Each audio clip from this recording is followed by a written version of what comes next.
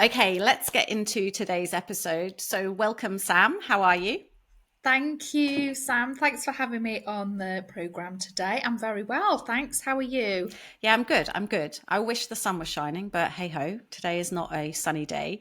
All right, let's get straight into the chat today. Why don't you just tell everyone a little bit about yourself, who you are, what you do, your background, just so we know a little bit about you? Sure. So I am a mum of two and a doggy. So we're a family of four and we live in Harrogate. And I have had a Thermomix for a long time and just really out of necessity, I got a Thermomix 11 years ago. And I've just been a very passionate user ever since for all sorts of reasons. And it just helps me hugely every day. We're a very busy household, especially now that I've actually returned to work. I'm also a cardiac specialist nurse. And so I talk to people a lot about healthy eating and about, sort of changing, helping them to change habits Mhm. and form new connections. So it's a bit of a yeah, it's an exciting role, but there's a lot going on. Okay, so starting from the top, Sam, what would you, if you had to give a description of what budget cooking is, what would you say? How would you help people sort of get a grip of it? So I think it's shopping around and maybe looking at the offers in supermarkets. Bulk buying sometimes can be really cost effective, but also be a bit cautious of that as well. Is it something that you're definitely going to use, Hmm. or is it going to sit there? I'm not looking at anyone in particular when I say that, but we know we've all been there, haven't we? We've found a massive bag of something that haunts us every time we look in the pantry. So really, is it necessary?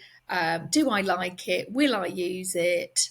Um, how am I going to use it? It's thinking about the intention behind the purchase, I think. Yeah, definitely. So in that sort of scenario, in your cupboards, if you were to open them and we could look in them with you, what are some of the products that you've got in there that are going to help you on your budget? So tin tomatoes, always got heaps of those, various brands. Buy the best tomatoes that you have if available, whichever shop you're in, and mine will be a really broad range, depending on my mood and maybe my budget that month. Also, tinned lentils are fantastic. I've always got loads of pulses, so Hmm. things like kidney beans. I've got chickpeas, lots of Hmm. chickpeas, cannellini beans. It tends to be those three. Black beans are brilliant for chilies. Dried pulses as well. Um, Things like Asian ingredients as well, like rice paper Okay, to make rice paper rolls. that's posh.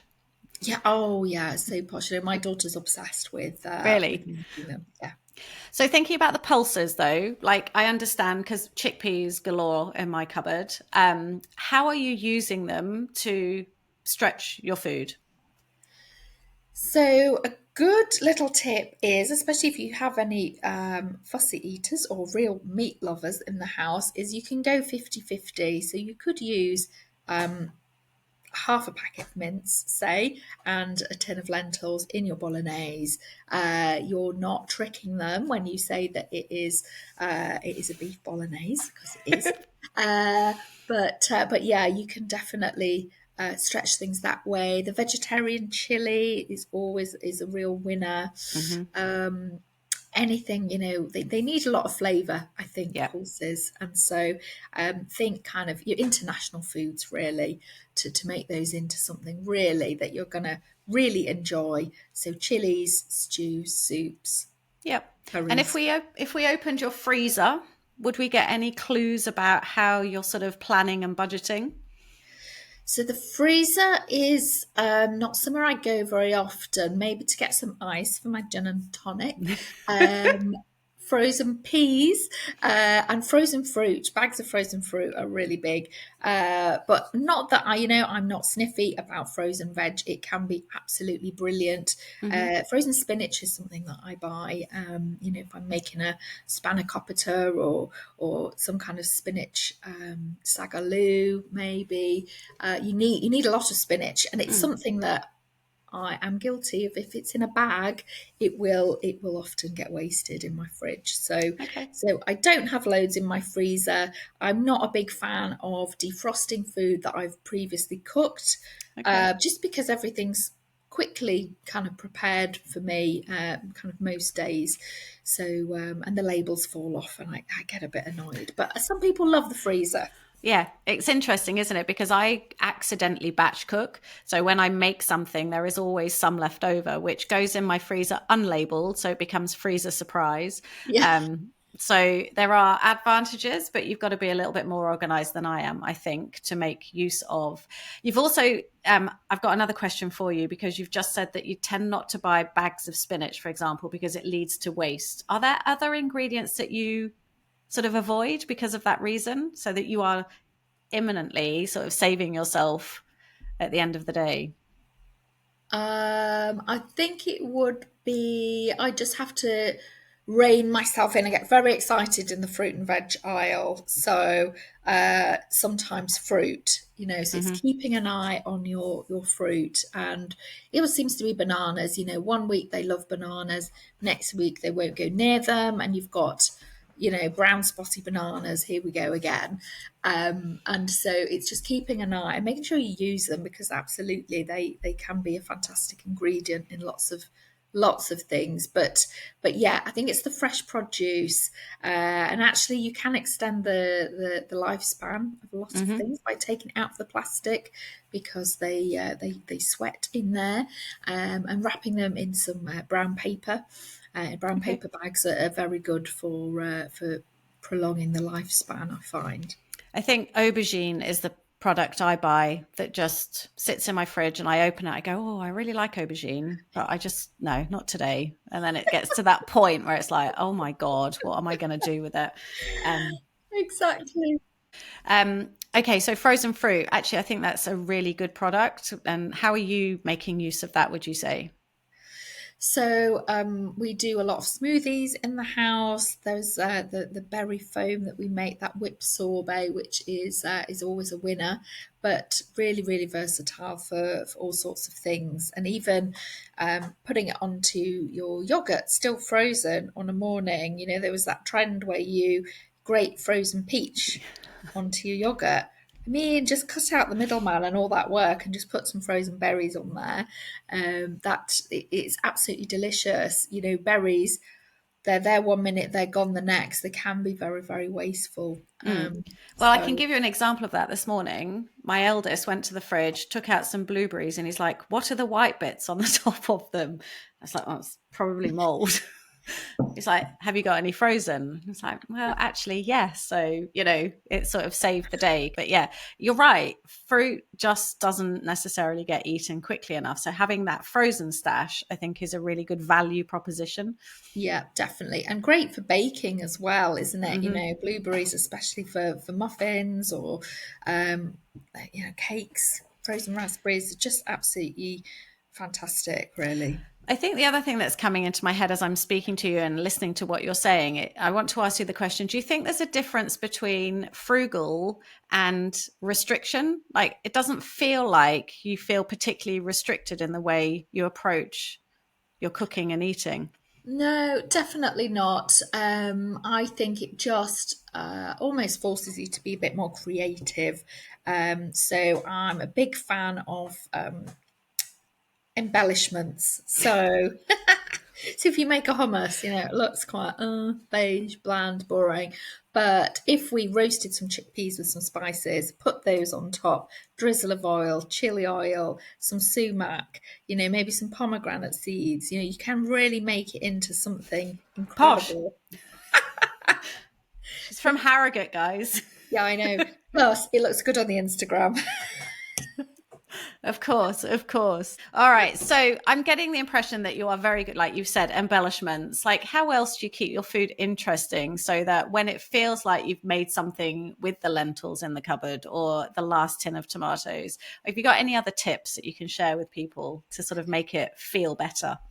I think tasting as well, tasting as you go. I think we kind of sometimes not everybody trusts their taste buds and they might follow a recipe to the T. They might be adding salt thinking, oh, this is a lot of salt.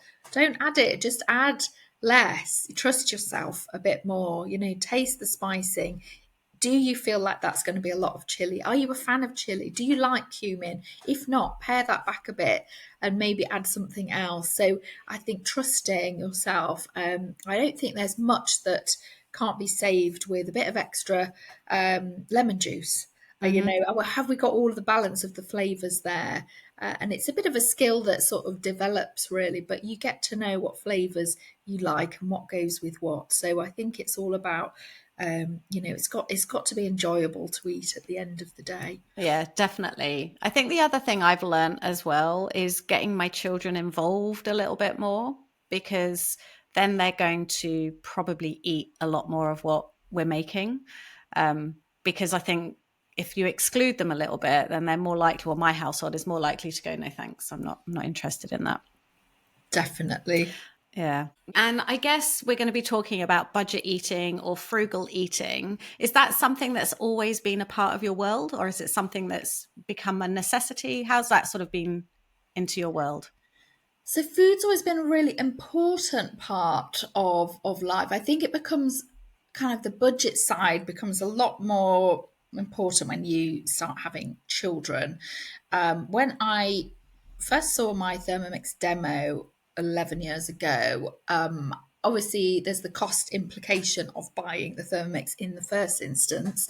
So I had to really sort of think about it. And I think for the first time, I started to do the home economics, do the actual maths of actually, well, what does 30, 40 pounds saving per week look like? What would I have to change Hmm. to justify this investment?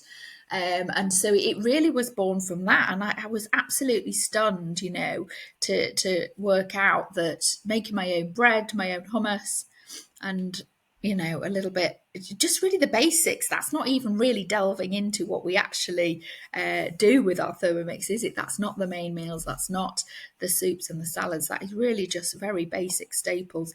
I worked out that would save me 30, 40 pounds a month really. So I it sort of has grown from there, and now it's such an ingrained habit that I'm quite passionate about sharing that with people Mm. and getting people to families to look at, okay, what do you spend your money on when it comes to food, and how can we make savings elsewhere. So it's sort of come from that really. Yeah. And you said that's 11 years ago that you were introduced to a Thermomix. That's right. Yes, a very long time ago. And I was just being a bit nosy. We were over in Australia at the time, and where they were absolutely huge. It was sort of all kind of going off around then. I know you were in Australia as well, Hmm. weren't you? And everybody had heard of it. And the Aussies are a very healthy bunch. They do like to cook from scratch, and they don't have all of the convenience options that we have in the UK. And it's probably at that point that I started to really look at food labels, and it was quite a horrifying experience, really. And now that's just very, very normal. The kids go mad at me because it takes me ages to do a shop. If I am buying anything that is pre-made, I do scrutinize. Hmm. Absolutely. So are you combining that sort of healthy approach with your sort of frugal approach to eating as well, do you think? Yes, definitely. Yeah, it's health first and kind of money saving sort of second, really. I know that won't be the case for all households, but I think you can definitely do the two together. I think it Hmm. is a bit of a myth that healthy food is expensive. It's absolutely not. I think it can be difficult if there are food restrictions within that, and perhaps different palates and things that people are really not keen on. We think about lentils and pulses. It's so cheap, so filling, full of protein, plant-based, fantastic, and it's cheap as anything. But sometimes not everybody likes those when they start trying them. So it does take a little bit of a tailored approach, I think, Mm. sometimes. I think I'm just going to touch on something that you've referenced because I think it's very important. We are obviously both Thermomix advisors based in different parts of the country. And you've referenced that it's an investment to purchase a Thermomix, but that those savings are then seen afterwards. How do you find that sort of message goes down when you're talking to people? I think it takes a little while to filter in if people aren't perhaps used to thinking that way.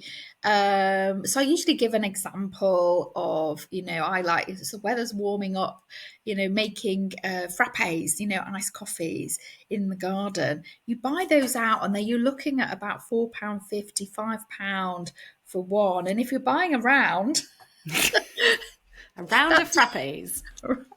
the frappes are on me. That does really add up. So you're looking at £20 for four iced coffees.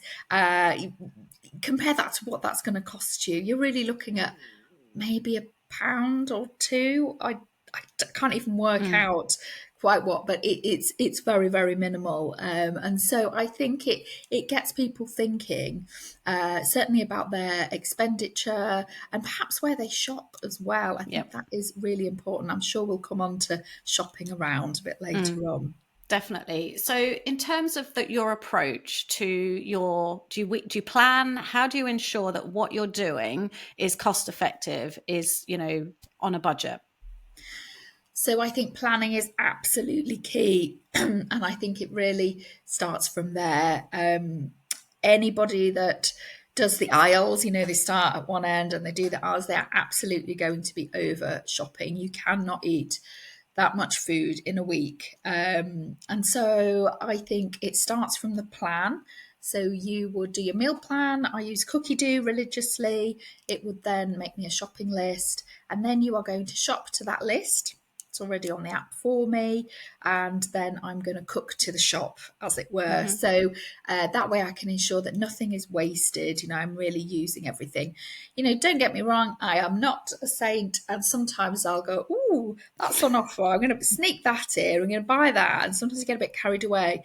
And there's always waste if I do that. So sticking to the plan is Hmm. absolutely key, I think. But keeping an eye out as well for anything on offer. Is it what kind of brands? If you're looking at tinned food, tinned lentils are a great staple. Hmm. What's the difference between a supermarket home brand and a different brand? There could be absolutely no difference, or the supermarket brand might actually be better.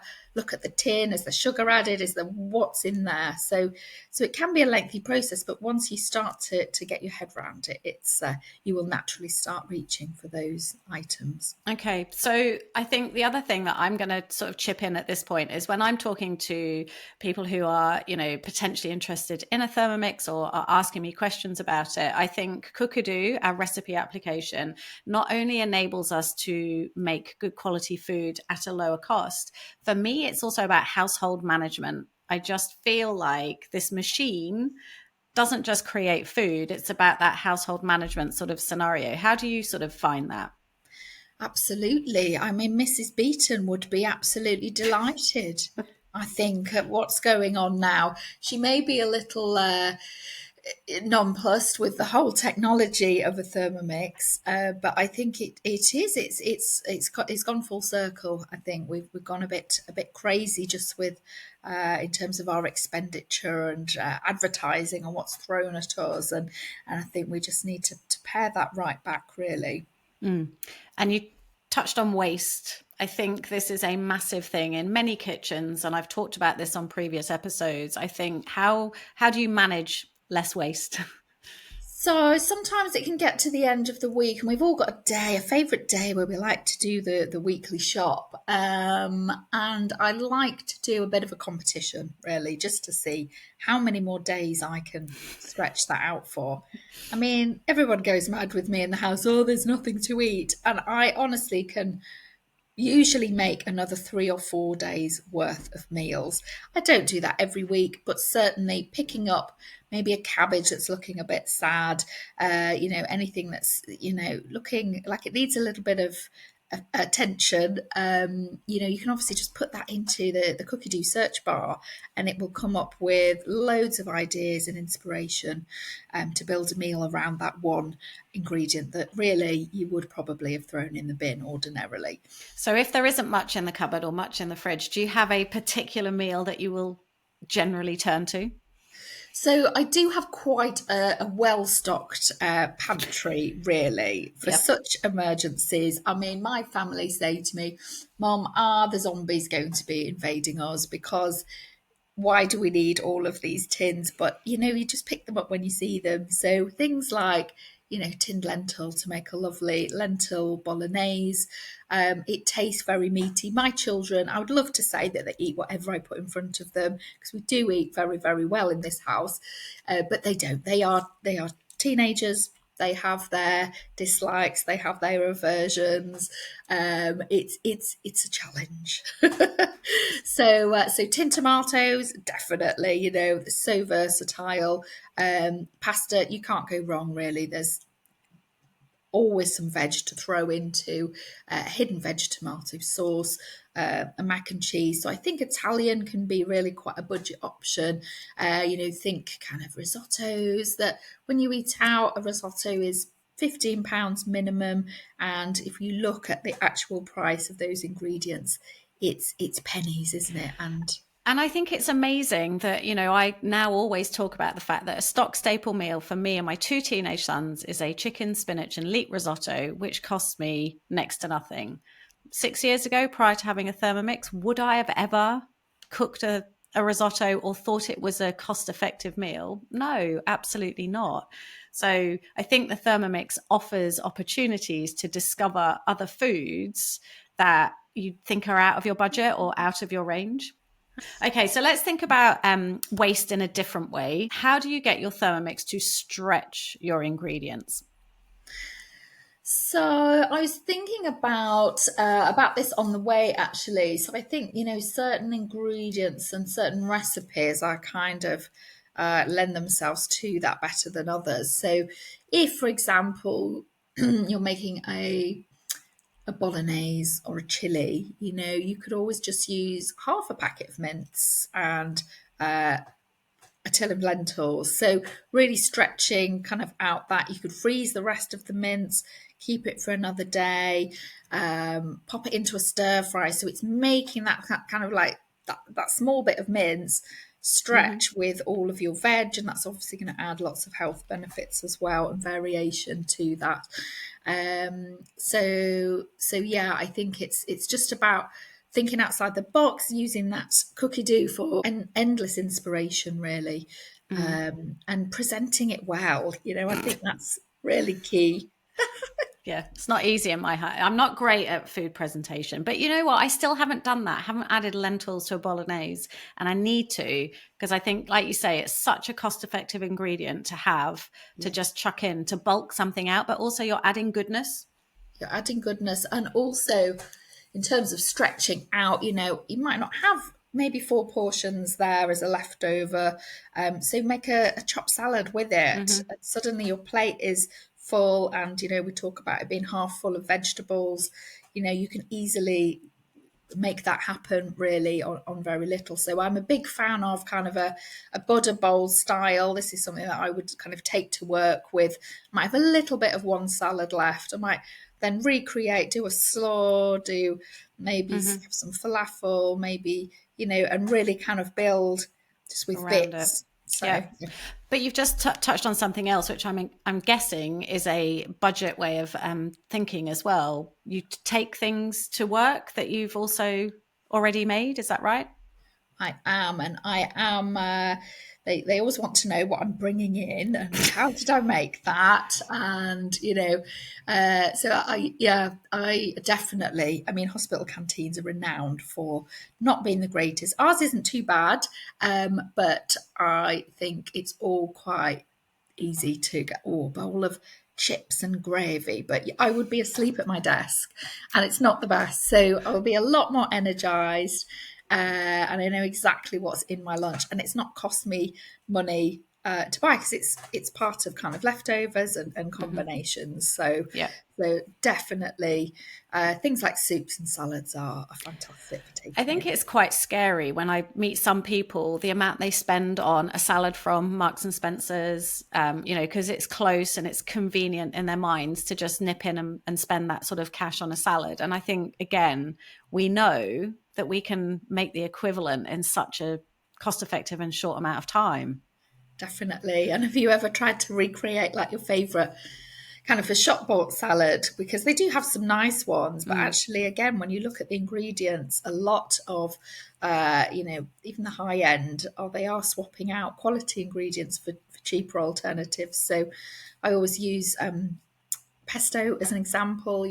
It's not pine nuts and olive oil anymore. It's cashews and vegetable oil. So mhm. subtle differences that if you're not reading your labels, you're not going to know, and it makes a huge difference. So Yeah. And I yeah, think just even you touching on pesto, it's sort of a nice segue into one of the things I think I noticed when I got my Thermomix, and I'd be interested in your perspective. I think for me, it's stocking my pantry and my staples being, they're fresh. That's one advantage. But actually, it does work out to be more cost effective to make my mayo, to make my stock paste, for example. yeah, definitely. Stock paste, always have the chicken stock paste and the vegetable in glass containers in my fridge, and I don't bother freezing them. They just stay there until Hmm. they're gone. The salt content preserves them really nicely. But ticker paste is another big staple. It's great for all sorts of things, for marinades, for everyone's favourite butter chicken, for stir fries. Hmm. It's just really, really great. And you know what's in it without any antioxidants or any So fillers. let's strip it back a bit because you've just said you've referenced chicken stock paste and vegetable stock paste. That might not be easy for some of my listeners to understand how that is cost effective. So can you just explain why it is a cost effective option for us with a Thermomix? Sure. So before, we use stock quite a lot. I think anybody that cooks from scratch will know that actually stock is in quite a lot of stuff, and it adds great kind of depth of flavor, much more so than adding just more salt, which again is not great for us. We want that extra Mm. added goodness, really. And so I would take my very sad looking veg, my bendy carrots, my celery leaves, tops of things. And some people even like take the if they've peeled any veg, they would keep the peelings and they'd build up a bit of stash of it in the freezer until they had enough veg to make their next batch of stock. Because obviously, this is not something that you need to make very often. It will Hmm. keep you going for months on end. So, really, you could say that it is a free thing to make. Hmm. It in many ways, all you're really buying is the salt, a little bit of olive oil, not much at all. Whereas if you compare it to the little stock pots that you buy or the cubes, it really does add up. They're very expensive now. Hmm. Yeah, definitely. And I think that is one of the ways in which, when I think about stretching ingredients, it is the bendy vegetables, the leaves, the onion skin that you can keep and chuck in. So, like that free stock paste that you're making, I think it's a massive, massive win. Okay, so you are a Thermomix advisor. How long have you been doing that? So I have been in the game. It was 10 years last month. It was my decade Okay. anniversary, which is quite amazing. And you've probably done this 1,000+ times, more than that, a million times maybe. But if you had to sum it up to people who have no clue what it is, how would you describe it? Not necessarily functionally, but for you, what does the Thermomix represent? It really is a way of life, which sounds very over the top and dramatic, but I think any die-hard Thermomix owners will agree with that because it just enables me to cook how I want to, given the time restrictions life throws at me, really. So it's making the best of my ingredients, feeding my family as well as possible, whilst reducing ultra processed food, essentially. Yep. And what would you say are some of your favorite things? Not necessarily thinking about the budget sort of scenario at this point, but some of the favorite things that you make. So I'm a big fan of a curry from all sorts of places, really. Malaysian curries, Sri Lankan curries, Indian curries. It just, the list goes on. There's a lovely Filipino curry I did recently. I think the way that you can really create those stock paste from scratch with quite minimal effort Mm. is fantastic, and all of the sides that go with it as well. You know, a really tasty salad or a sambal or um, all of the extra bits and bobs, the flatbreads, the dips. You can create something really special. And I think that for me is something that strikes me. You change, it is a way of life, and you change the way you eat in a sense, not by what you're eating. I don't mean that. I mean, when I used to serve a bolognese, I served a bolognese with pasta, but now there's probably going to be a chopped salad on the side of that plate with a bread of some sort as well, which means that the bolognese, which is the main bulk of the meal, actually goes further. Yeah. So that's another way that I've noticed that you can save when you've got something like a Thermomix in your kitchen, because it just sort of you adapt and it just naturally makes you make adjustments. Yes. So before we finish up talking about sort of Thermomix and the benefits that it's brought into your world and my world, is there anything else that you can think of that it does on that sort of budget side of the world? So you are cooking in one pot essentially. So we really like to kind of do stacked cooking Hmm. sometimes, and that is making the use of the steam that we're creating anyway. So that's kind of like a free energy, as it were. So being able to steam your veggies on top of whatever it is you're making underneath can be really really cool. Actually, I like to do, for example, if I'm doing a curry underneath, I've chopped my cauliflower rice in the Thermomix beforehand, and then I'm steaming it over Hmm. the top of my curry, maybe with some extra veg as well. So I love the fact that I'm doing that, and sometimes, you know, often my oven doesn't go on at all in the week, so it's there's lots and lots of other savings other than just your Yeah. ingredients. I think, again, you've brought into my mind the fact I steam a whole chicken as well. So I don't have to sort of turn the oven on. My children have got used to the pasty looking skin. That was a little bit of a shock initially. But again, I've just got the plug on, I'm collecting stock, and then I can make a soup afterwards as well. So it's those sorts of things. Absolutely. And you can always put a spice rub over the top, you know, Hmm. so that it actually represents a roast chicken. And something one of my new advisors has pointed out as a menopausal woman who, you know, we all can identify, I think, is that she loves that she's not got the oven on. She's not got that extra heat in the kitchen. I was like, that's genius. You're so right. On a hot day, who wants to be at the hob? Yeah, it's true. It's true. One final question from me. If there was one meal, no time constraints, no fussy children, everything was at your fingertips to for you to achieve it, what would be the meal that you personally would cook? Oh, Just one, Sam, just one. this is so hard. I feel underprepared for this. All right. Well, I could eat it right now, but one of my faves is the Sri Lankan chicken curry. It's absolutely fantastic. There's very minimal kind of prep involved. The depth of flavors fabulous. It's very authentic. I'm going to go with that one. Perfect. Thank you very much for joining us, and see you soon. Thanks, Sam. Take care.